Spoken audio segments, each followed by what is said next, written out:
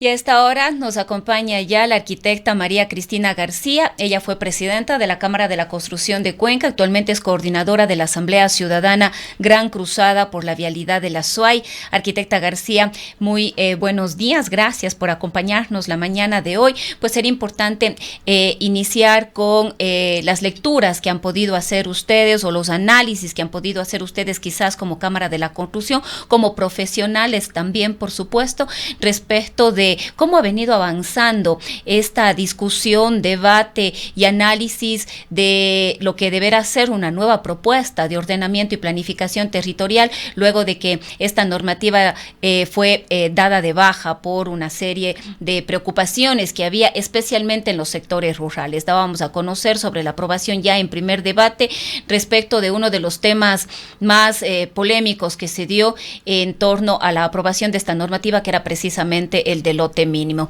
Bienvenida. Muchas gracias, Rosanita, y buenos días por su invitación. Buenos días a todos los que nos escuchan.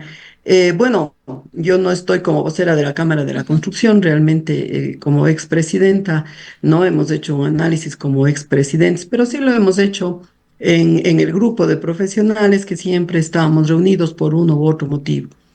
Partimos de que realmente no debió haberse dado de baja, sino simplemente sufrir una modificación, como todo es perfectible en esta vida. Entonces, por ahí nosotros teníamos esa posición, pero bueno, se dio de baja por las razones que fueron, pero en sí se vio una participación activa con los centros poblados, con las parroquias, en la que muy difícilmente se puede llegar a un consenso porque cada parroquia tiene sus propias características y tiene su propio norte y sus propios intereses, entre comillas, ¿no es cierto?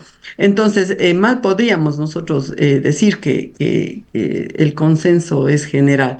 Se ha tomado, entendió yo, según lo que escuchamos en la última eh, intervención del Consejo Cantonal, ya una propuesta de lote mínimo, una propuesta de cambio de esta normativa, que esperemos pues que responda a la mayoría de las requerimientos de la población. Toda normativa, todo cambio debe hacerse de la mano de la población. Esa es una regla común para que surja efecto y para que realmente esté como debe estar. Debe ser siempre de respuesta a las solicitudes directas de una población. Ahora, arquitecta, usted decía que no estaba muy de acuerdo en el hecho de que se haya dado de baja. El hecho de que se haya dado de baja ha generado inconvenientes en los normales procesos que se requieren para proceder con la toma de decisiones, levantamientos, infraestructura, etcétera, etcétera, etcétera, durante este tiempo. Claro, o sea, el momento de dar de baja es volver a cero y obviamente que se causa retrasos en todo el tema de los trámites que se tienen que hacer y en todas las decisiones. Además, una percepción equivocada que el dar de baja es volver a empezar. Cuando hay una normativa que obedecía a la norma existente, hay una normativa legal nacional que regía lo que existía. Entonces no era el tema de borremos y empecemos de nuevo, la cosa no fue por ahí, pero en todo caso el paso fue dado, está bien, y realmente en tiempo bastante corto se ha podido tener ya una nueva respuesta que esperemos sea aplicable, que esperemos sea para el beneficio del territorio, el beneficio del crecimiento territorial y de obviamente que eso vincula totalmente con el crecimiento económico productivo de la región. Ahora, arquitecta, cuando se dio de baja, uno de los anuncios fue de que se abriría nuevamente un proceso amplio de diálogo, de debate, de discusión, y esto por supuesto que incluía a las parroquias rurales, a sus comunidades como directamente involucrados o perjudicados, digamos, con la nueva norma, pero no solamente a este sector de la población, sino era necesario involucrar a la academia, al sector productivo, a los profesionales. ¿Cómo ha visto usted? ¿Se ha dado esta apertura para que se pueda presentar propuestas, planteamientos y además se pueda conocer por dónde va y hacia dónde está yendo este debate? Bueno, me consta que con las parroquias se dio una parte de debate, se inició Ujú. con un diálogo con las parroquias, no a profundidad, pero se dio ese diálogo. Con el resto de gremios, entiendo yo que con el Colegio de Arquitectos, por ejemplo, se habrá dado el diálogo. no sé si con la academia y con el resto de sectores productivos que también intervienen en esto, pero de lo que conozco y lo vi de cerca, con las parroquias se dio una especie de diálogo. Muy difícil que en estas reuniones se llegue a un consenso, como les dije al inicio, porque la gente no sabemos en general cuáles son las normativas que debemos cumplir. Entonces decimos, aquí mi lote tiene que ser de 50 metros porque yo tengo un terreno que tengo que dividir en cuatro y es de 50. Y no es así la respuesta, ¿no es cierto?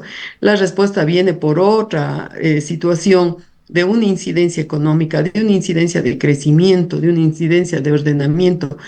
Si nosotros dividimos nuestras áreas rurales, sobre todo en lotes muy pequeños, luego de poquísimo tiempo va a haber una exigencia de alcantarillado, de servicios básicos, de educación, de vialidad, de todo lo que conlleva el crecimiento y el fraccionamiento territorial. Entonces, es un tema profundo, de profundo análisis. Los urbanistas, como el arquitecto Fernando Pauta, por ejemplo, dio Ujú. una excelente charla en su momento y tiene un excelente criterio del por qué sí y el por qué no y hasta dónde podemos dividir un territorio y complacer las requerimientos de una población que lo hacen desde la necesidad y desde su gusto, más no desde lo técnico.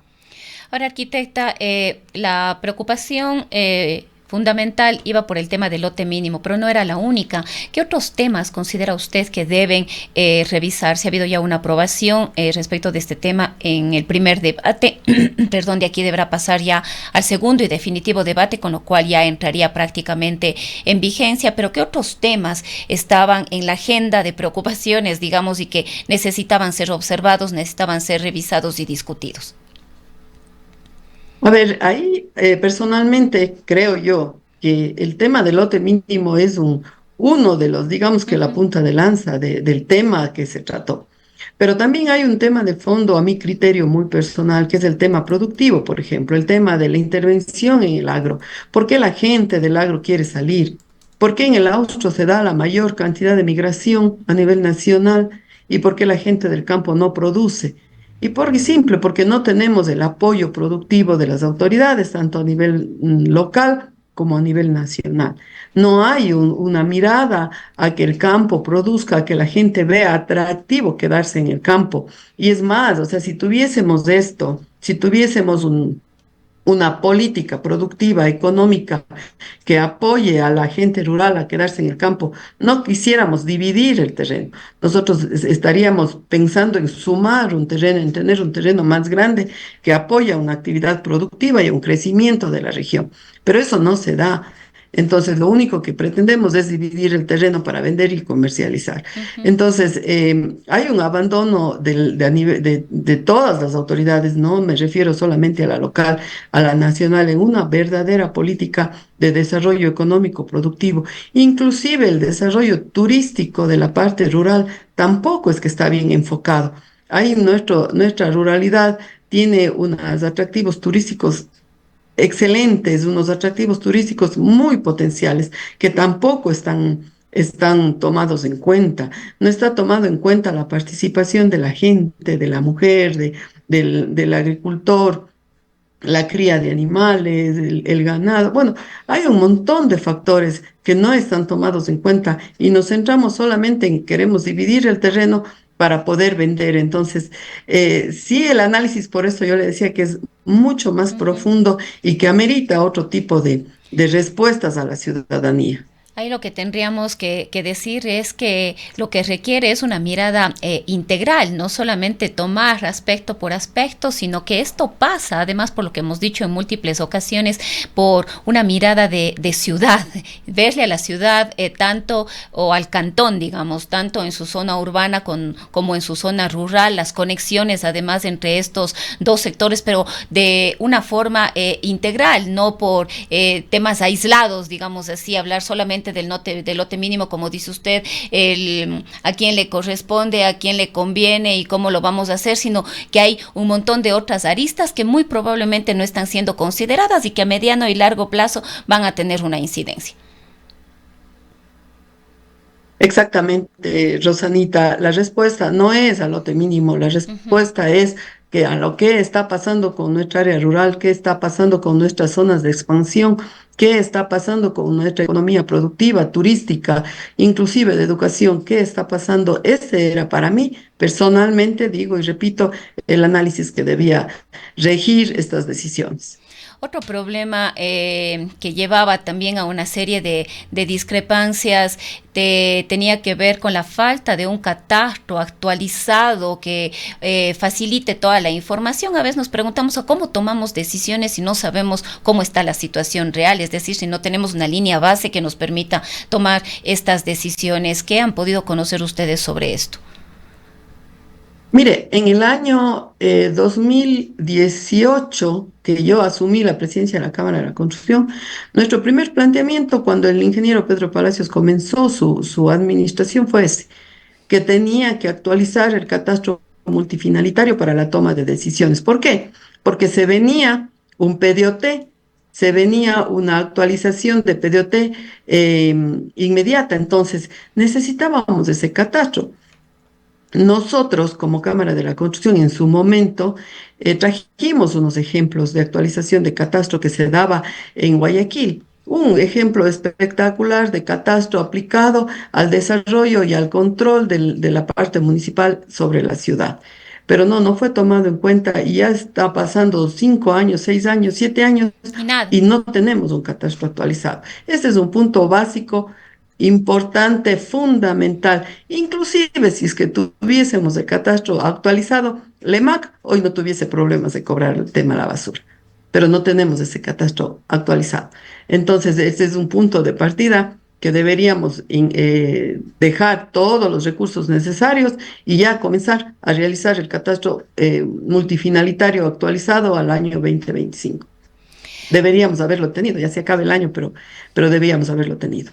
Bueno, arquitecta, pasemos a otro tema que también es de enorme interés, el tema de la vialidad, que siempre estamos insistiendo con usted, porque la situación, lejos de encontrar una solución, se va cada vez agravando. Hemos tenido declaraciones de las autoridades nacionales, el ratificado ministro, ya no de Transporte y Obras Públicas, ahora creo que es el MIT, de Infraestructura y Transporte, le cambiaron el nombre porque absorbió a otras carteras de Estado, pero bueno, le escuchamos al ministro en su última visita acá a la ciudad de Cuenca a anunciarnos, hizo un anuncio sobre los acuerdos para la Cuenca Guayaquil, esta nueva autopista por un lado y por otro lado una información que nos cayó nuevamente como balde de agua fría y que tenía que ver con que el acceso sur ya no se realizaría, que es demasiado caro para tan poquitos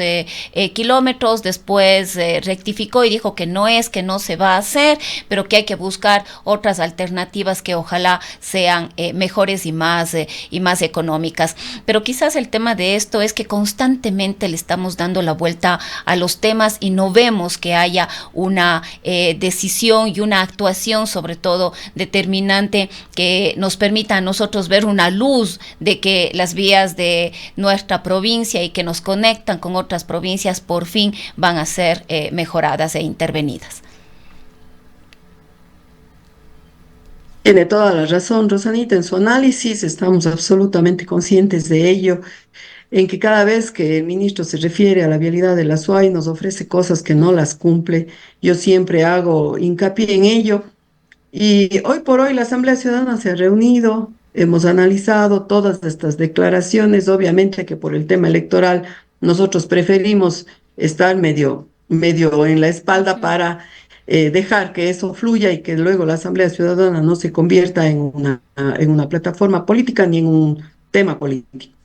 Pero sí es preocupante las declaraciones del ministro respecto al tema vial, porque al final del día lo que tenemos que hacer en este momento y lo que hemos analizado al interior de la Asamblea es esperar hasta enero, porque así fue el ofrecimiento del ministro, que dijo textualmente en la entrevista que usted acaba de mencionar, que en la consultoría que se está haciendo para determinar los puntos críticos de la cuenca Quirón Pasaje va a incluir el tema del acceso sur. cosa que nosotros técnicamente nos asombra porque una consultoría es levantada y sobre todo con financiamiento internacional para puntos específicos. Entonces, si tenemos una consultoría que se realizó para el acceso sur, no sé cómo va a ligar las dos cosas y decir, amplíeme un poquito para hacer el acceso sur.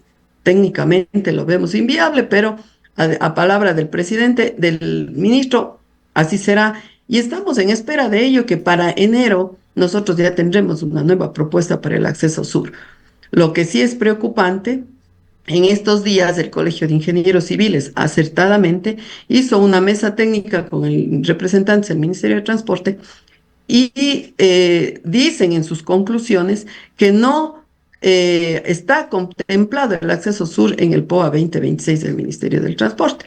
Es decir, no vamos a tener la construcción ni ninguna intervención en el próximo año del acceso sur. Eso sí preocupa. Una vez más, el ministro de Obras Públicas le falla a la SUAY en esto y le mal informa al presidente, porque yo entiendo que al presidente le llegan otras noticias, porque cuando el presidente se refiere a la ASUAY, dice que estamos realizando obras, que tenemos obras, pero el ministro en sus declaraciones dice lo contrario. Aquí además hay otro inconveniente también, arquitecta, que es el cambio permanente y constante de las autoridades. Quien estaba hasta hace poquito de coordinador zonal o de subsecretario zonal, Paolo Carpio, ya no está. Realmente no sé quién está en este momento en la subsecretaría zonal 6 del Ministerio de Transporte y Obras Públicas, pero entendemos que Carpio asumió uno de los viceministerios, si no me equivoco, el viceministerio de Infraestructura. Tenemos cambios a nivel local, pero además tenemos autoridades, digamos, de Cuenca, de la SUAY, que han asumido cargos nacionales, pero que esto tampoco ha implicado una mejora o por lo menos acelerar todos los procesos que ya en su momento han estado ahí, porque para análisis ya hay más que suficientes, no necesitamos volver a caer en lo mismo, ya sabemos cuáles son los puntos críticos, ya sabemos cuáles son las dificultades, ya sabemos, tenemos todo el diagnóstico, ahora lo que necesitamos son soluciones. Bueno, sobre el coordinador zonal, de mi cuenta, creo que vamos por el séptimo desde el año 2023, o sea, más o menos en 2 años vamos por el séptimo coordinador zonal. Eh, Veo yo con agrado realmente que el ingeniero Carpio esté en un puesto más alto en el que ya deberíamos tener una respuesta. Ya deberíamos tener una respuesta porque él en el tiempo que estuvo de coordinador zonal debió haberse empapado de cuáles son las necesidades en el tema vial. Debió haberse empapado de todo lo que necesitamos en el tema vial. Entonces hoy veo con esperanza y con realmente con confianza de que el ingeniero Carpio dará una respuesta al tema vial. Bien, arquitecta, quizás ya para ir cerrando este diálogo, algún comentario adicional que usted quiera aportar en este diálogo ya para despedirnos. Bueno, yo nada más, como siempre, termino diciendo que llamo a la unidad de las autoridades, tanto del gobierno cuanto de las autoridades locales, a que se den soluciones, no solamente en el tema vial, sino en todas las soluciones que la provincia de la SUAY necesita. La pelea no nos lleva a nada y siempre diré eso, que aquí para que las cosas en el Azuay salgan y se den como queremos los azuayos, debe haber el máximo de unidad, con un máximo de respeto, de consideración de todas las autoridades nacionales y locales. Bien, queremos agradecerle, arquitecta García, por habernos acompañado la mañana de hoy. Muchas gracias, Rosanita, a usted por su invitación. Hemos dialogado con la arquitecta María Cristina García, expresidenta de la Cámara de la Construcción de Cuenca, coordinadora de la Asamblea Ciudadana Gran Cruzada por la Vialidad de la Azuay.